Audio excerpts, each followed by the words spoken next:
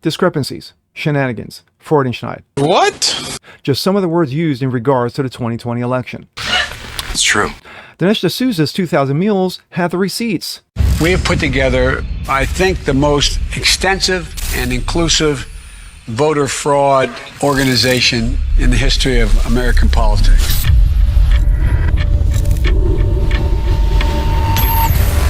Until they didn't. Fuck. The producers just got done telling a Georgia judge, yeah, No, God! we got nothing. What? And if I'm Donald Trump, yikes. It is what it is. I'm Jasper Gonzo, and this is What's Next.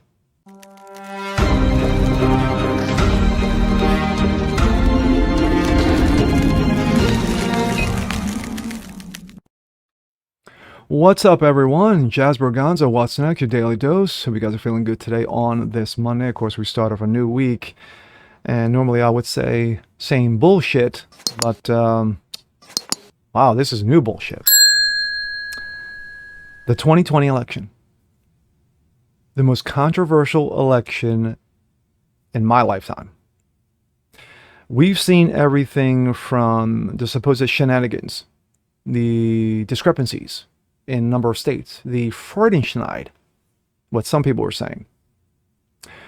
We have a number of people in a DC gulag right now because they showed up on January 6th because they were concerned that their vote wasn't counted.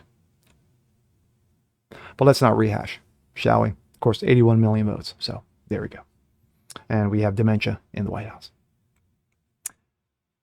One of the anchors, one of the pillars of the whole 2020 discrepancy election, fraud election, what some people have said, that would be the documentary 2,000 Mules by Dinesh D'Souza.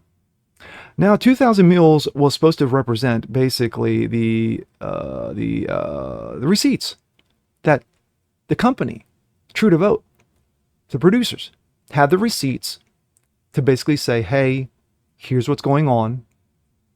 Here's the evidence behind it. The technology that we used to get this evidence for you, the American people, to see.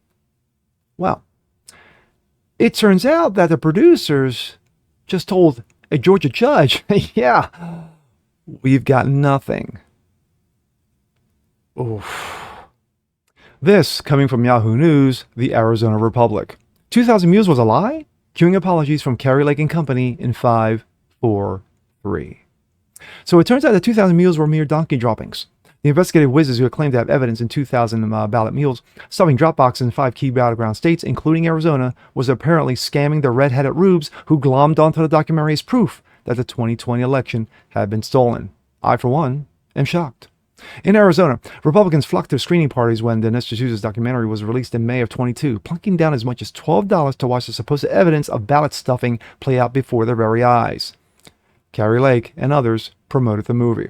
The Arizona legislature held a hearing in June of 22, inviting people behind the documentary, True the Vote, the producers of the movie, Catherine Engelbart and Greg Phillips, to lay out their findings of an elaborate scheme which unnamed nonprofits dispatched 243 mules to systematically stuff the ballot drop boxes in Maricopa and Yuma counties. U.S. representative, well, let's just put it this way, a number of representatives, sheriffs, state senators, enthusiastic crowd were at the hearing, co-hosted by then state Senate election committee chairs, who would later call for vigilantes to monitor drop boxes in the 22 election. Certain representatives, Andy Biggs, called the congressional hearing on the illegal activity exposed in the movie. Another hosted a screening of the film, along with a number of members in the state, Arizona, and several other legislatures considered in the conspiratory crowd. Carrie Lake attended the documentary's grand premiere at Mar-a-Lago and promoted the film. Quote, "The left would do anything to distract America from Dinesh D'Souza's 2,000 Miles movie," she tweeted. "Do not stop talking about it. If the networks don't want to cover it, force them to. Send it to everyone you know. This is black and white proof. Black and white proof that cannot be refuted. Next, we need 2,000 arrests." That didn't age well. True to Vote says it has no evidence. Strange that Lake hasn't shared today's news on social media. It seems that True to Vote just told the Georgia judge that it does not have evidence, it does not have the receipts to support its claims of illegal ballot stuffing during the 2020 election. This should be no surprise to anyone in Arizona, given the group's refusal to turn over evidence in 22, when requested to do so by Arizona Attorney General Office. Arizona's Attorney General's Office, excuse me.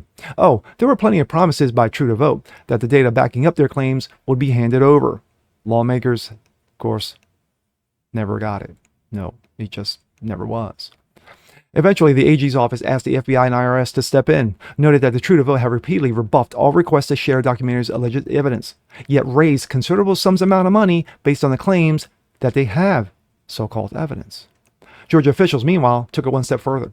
The state election board subpoenaed the documents and later went on to the court, demanding that True to Vote turn over the evidence of this massive conspiracy to steal the election one stuffed Dropbox at a time. A judge last year ordered True to Vote to turn over the names and contact information for anyone who had provided the information, along with any recordings, transcripts, or witness statements of other evidence supporting its conspiratory claims. This week, True to Vote's attorneys finally responded to a judge ordering that they pony up the goods. Here's what they said, quote, True to Vote has no such documents in its possession, custody, or control. So now we wait for Lake, Mark Fincham, and others who grabbed onto the mules as evidence for the widespread conspiracy to admit they were wrong. For Republicans in the legislature to stop the hysterics over drop boxes and maybe even pass a bill that will prevent armed vigilantes staking out their claim, intimidating voters, and trying to exercise their constitutional right to cast a ballot. Those mules, turned out they didn't exist. 2 years later, here we are, awashed in manure. We've seen Mike Lindell essentially go bankrupt for producing no results. And I know you guys are going to email me conferences and everything else. He's produced nothing in any court whatsoever, on any forum whatsoever. I like Mike. I have nothing personal against Mike. It breaks my heart what's happened to him.